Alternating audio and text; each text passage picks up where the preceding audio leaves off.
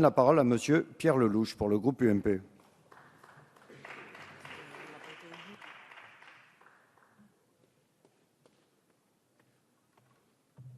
Merci Monsieur le Président, Monsieur le Ministre, mes chers collègues. Si elle était adoptée, la résolution proposée ce matin par le groupe socialiste entraînerait, et je pèse mes mots, un changement radical de la ligne diplomatique de la France sur le conflit israélo-palestinien, une ligne constamment soutenue depuis 40 ans sous tous les gouvernements, à savoir que la France est favorable à la reconnaissance de deux États, israéliens et palestiniens vivant côte à côte, dans la paix, la reconnaissance de la Palestine devant découler d'un tel accord et non l'inverse. Je rappelle que cette position, qui a fait jusqu'ici l'objet d'un consensus bipartisan, est également celle de l'Europe depuis 1978 par la déclaration de Venise. L'initiative du groupe socialiste pose trois problèmes distincts. Est-elle conforme à l'esprit de nos institutions? Est-elle susceptible de contribuer à la reprise des négociations et donc à la paix? Est-elle de nature à apaiser le débat en France ou, à l'inverse, à accroître le climat d'inquiétude et de tension qui caractérise certaines parties de la communauté nationale? À ces trois questions, il faut hélas répondre par la négative. Sur le premier point, et je le dis avec force, la novation introduite sous le quinquennat de Nicolas Sarkozy en 2008 avec le pouvoir de résolution des deux assemblées, l'article 34.1 de la Constitution, ne donne ni à l'Assemblée nationale ni au Sénat le droit de réécrire la diplomatie de la France. Aujourd'hui, il nous est demandé de reconnaître la Palestine, mais quid alors demain du Sahara occidental, du Kurdistan irakien, du Haut-Karabakh, de l'Abkhazie et de bien d'autres sujets encore?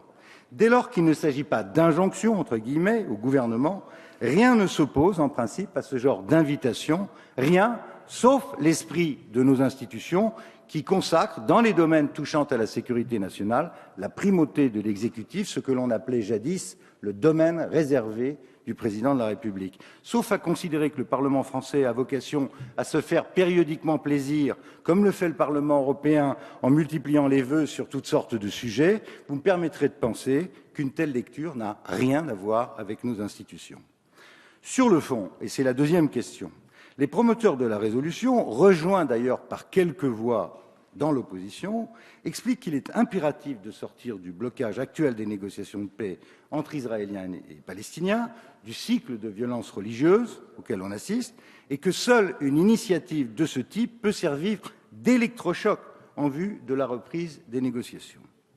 Si nous partageons le même constat devant la gravité du blocage actuel, l'argument avancé ne résiste malheureusement pas aux faits. Dans l'état actuel des choses, la résolution n'aurait qu'une vertu, contrer les voix qui, au sein même du gouvernement israélien, semblent exclure désormais tout État palestinien. Évolution que, pour ma part, je considère comme très préoccupante, tout comme je trouve proprement choquante l'injonction faite par le Premier ministre israélien aux députés français de ne pas voter la résolution.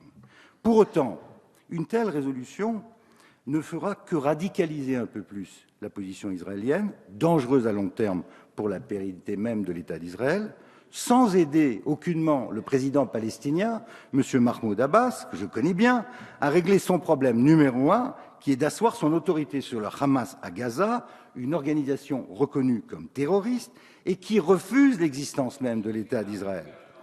Au pire, la reconnaissance vaudrait indirectement reconnaissance du terrorisme, terrorisme que nous combattons partout ailleurs, au Sahel, au Mali et en Irak.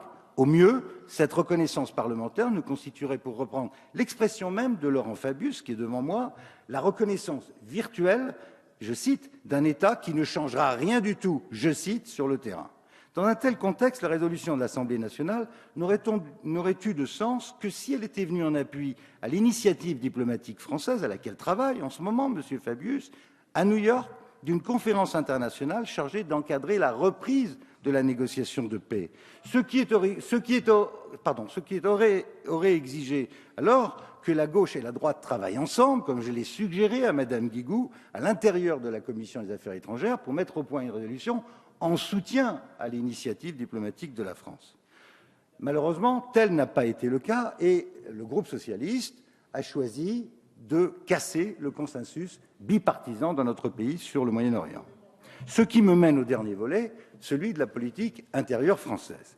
De l'aveu même de plusieurs collègues éminents de la majorité, le Parti socialiste a surtout cherché ces 2 dernières semaines à ne pas se laisser déborder par 2 textes préalablement déposés au Sénat par le groupe communiste et le groupe vert qui seront discutés le 11 décembre.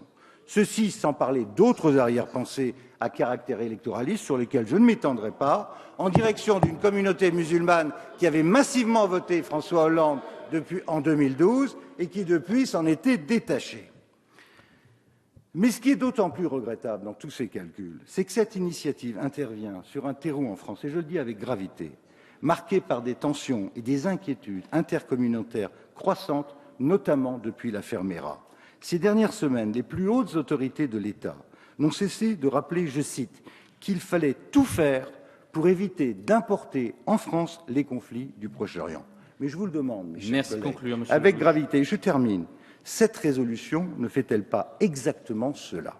Pour toutes ces raisons, et même si pour ma part, je partage l'analyse du constat, à savoir qu'il est urgent de ramener les parties à la table de négociation, je ne suis nullement convaincu, comme la majorité de mes collègues du groupe UMP, que la résolution présentée ce matin par le groupe socialiste puisse contribuer utilement à cet objectif, bien au contraire. Merci, Monsieur Leloup.